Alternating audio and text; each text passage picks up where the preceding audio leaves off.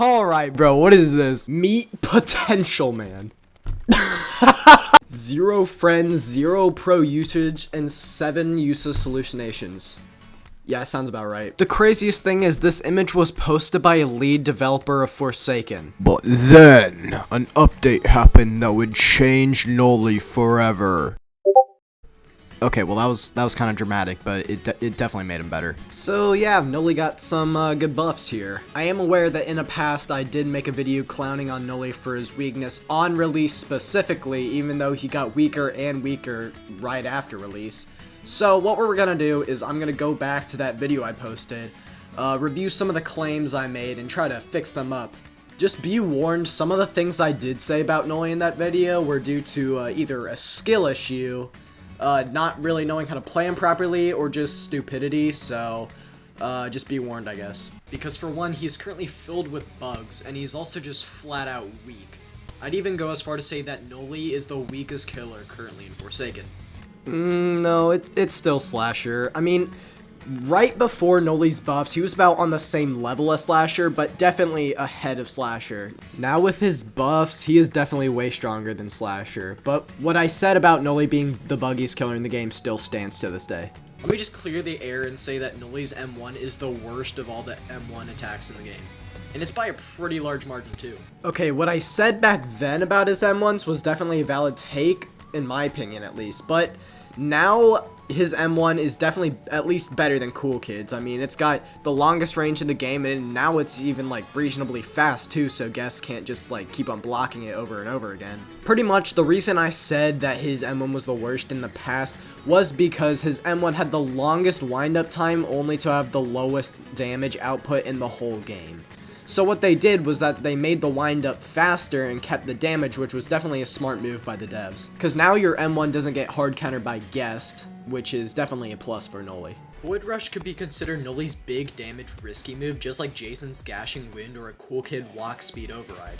When compared to the other high damaging attacks, I still find Noli's to be the worst. Okay, well now let's at least just say that Void Rush is on par with the other big damage moves.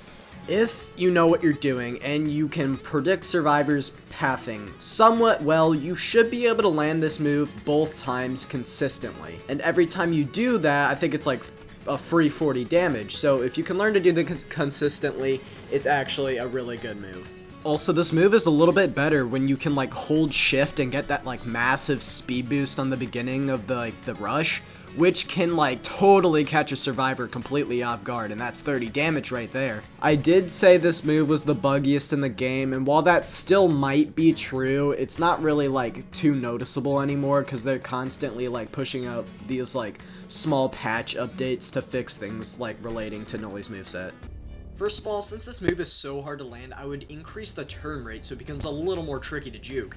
And I think increasing the first part of the move to 20 or 25 damage, but decreasing the other part of the move to 30 or 35 or something would be good.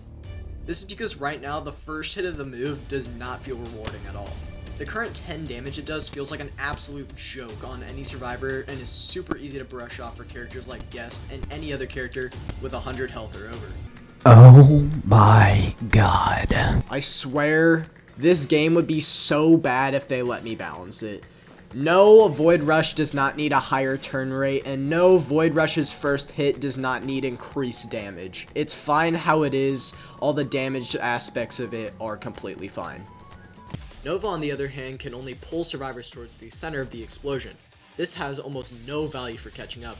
You can only capitalize off this move if you're directly next to the hit survivor or extremely close to them.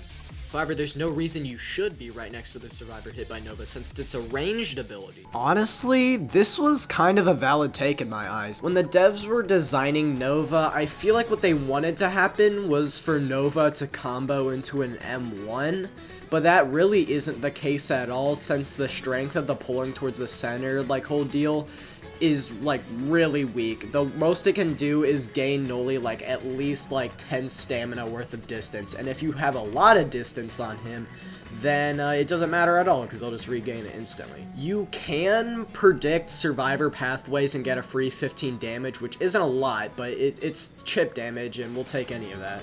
The new spherical hitbox type deal, it's honestly worse than like the giant square one. I feel like it's sort of hard to hit people through walls, which was like the main like shtick of the ability. But the main point here is that what I said about the move not being so great as just like a flat out ranged ability still stands. It's more of just like a chip damage, like catch-up tool, or if you know what I mean. Sometimes when I'm in a rush and I click the button to use Observant, sometimes I accidentally click it again on accident, which will cancel out the entire ability, so I have to wait a while to actually use it. This really sucks. Why not just make it so it'll work until you actually click a generator, or at least instantly put it off cooldown if you cancel it before teleporting. None of what I had just said or was complaining about has happened to me since Noli's release day, so I don't think it's even a problem at all anymore. Observant is honestly probably Noli's like best and most balanced ability, so I think the smart thing to do would be to just keep it how it is, no buffs, no nerfs. Unless something like pops up, like a new tech. I don't know what kind of tech would like pop up with Observant, but just in case. I would love to give the generator choosing sequence iframes for the duration, but I could see how it could be a little overpowered. Wow, no kidding! Giving stun immunity on a move that has an instant windup and you can cancel it whenever you want would just be a little bit overpowered. That is genuinely crazy. I can't believe I said that. Noli's hallucination passive isn't the worst thing ever, but it's just that most of said hallucinations Noli can conjure are kind of pointless. This was the second and last valid take I made in that video. All of the hallucinations besides fake Noli, which I'll get to in a second, are garbage, but then I've since come to realize that they're only meant to be distractions so that like real Noli can like sneak up on you. Some are better than the others, but fake Noli truly gets the job done. But you really just have to pay attention to the movement styles to figure it out. The fake Noli has really choppy movement, and can't even reach you at certain points on the map. The most fake Noli can do for the real Noli is conceal like a void rush or something. The devs have already fixed fake Noli's stupid robot movement, so that's no longer a problem. And fake Noli can do much more than just conceal a void rush. Now with its buff movement, if you get caught in a situation where Noli and fake Noli are both attacking you at once, it can honestly be extremely confusing, especially if they're both like right next to you.